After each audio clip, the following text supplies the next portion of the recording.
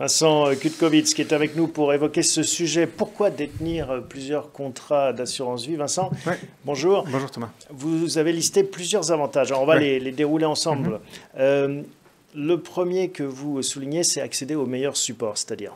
C'est-à-dire qu'en fait, il y a un nombre assez faramineux de supports possibles aujourd'hui en assurance vie, quelques milliers.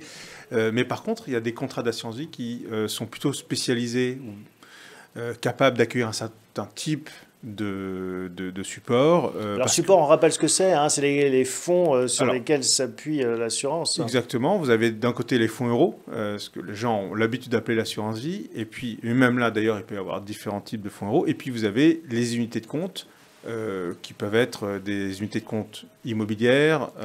On parle de plus en plus de non-cotés. On parle d'OPCVM, donc de SICAV, d'une certaine manière.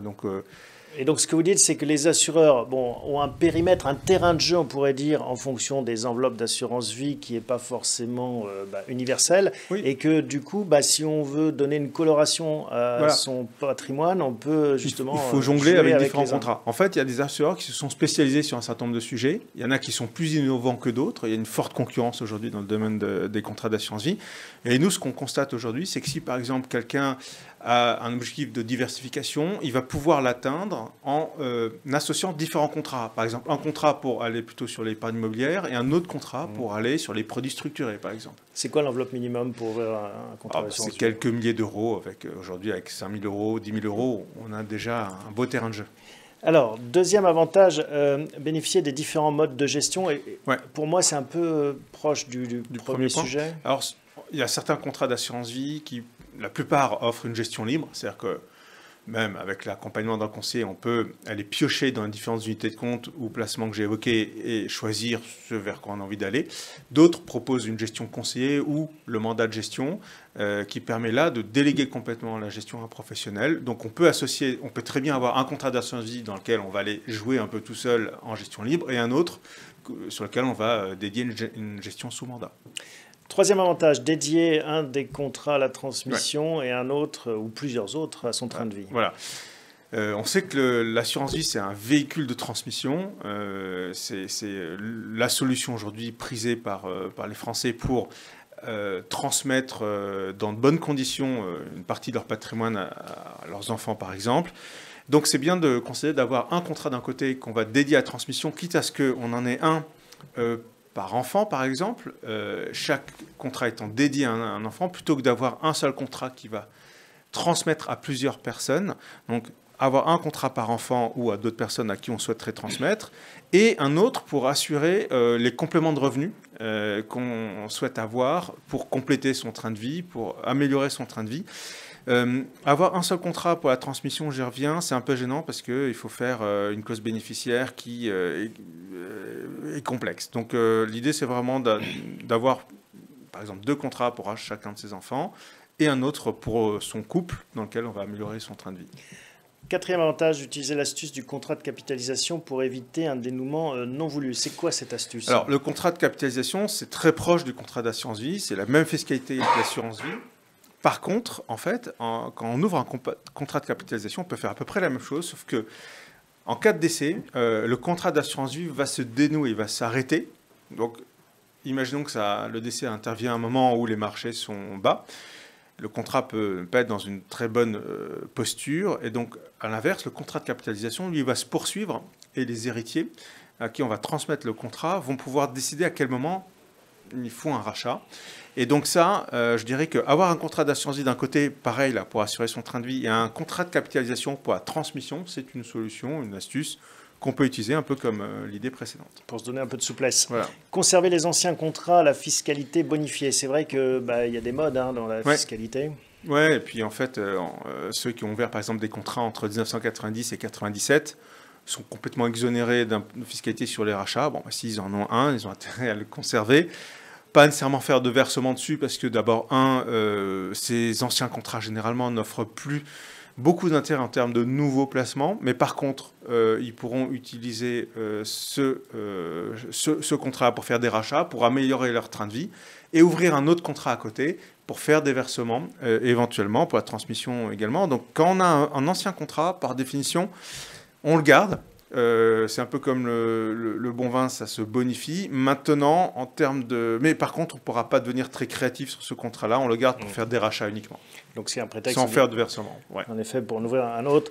6e avantage, utiliser son contrat pour garantir un prêt et un autre pour obtenir une avance. Oui, donc là, pour les gens qui sont dans une phase où ils veulent développer leur patrimoine et éventuellement de constitution de patrimoine, ils peuvent utiliser des avoirs, comme on le sait, apporter en garantie un contrat d'assurance vie pour obtenir un crédit, en lieu et place d'une assurance, par exemple, en lieu et place d'une hypothèque. Donc ça peut être pas mal si on a 2 contrats, d'en conserver un pour l'apporter en garantie. Il faut savoir que l'assureur peut à tout moment faire appel à ces fonds si, par exemple, on vient faire défaut. Donc l'assureur va vouloir garder la main quand même sur ce contrat-là. Et à côté, on peut avoir un autre contrat sur lequel, à l'inverse, on va aussi jouer un peu sur l'effet de levier que peut donner le contrat d'assurance vie. On va utiliser l'avance, donc le crédit d'une certaine manière que peut offrir le contrat d'assurance vie. Donc mon idée, c'est de souligner qu'en fait, là, vous voyez que les effets de levier à travers l'assurance vie sont quand même assez forts. Et on arrive au dernier avantage, et on va voir un tableau qui les récapitule tous. Bénéficier d'un contrat d'assurance vie luxembourgeois plus protecteur. Ça, on l'a évoqué plusieurs fois dans les émissions. Le Luxembourg peut offrir on peut très bien. Donc, déjà, on peut détenir un contrat d'assurance vie de droit français classiquement, comme on l'a évoqué juste avant. Et à côté de ça, on peut ouvrir un deuxième contrat d'assurance vie au Luxembourg. Il n'y a pas de limite à ça. On peut détenir plusieurs contrats d'assurance vie, dont un luxembourgeois.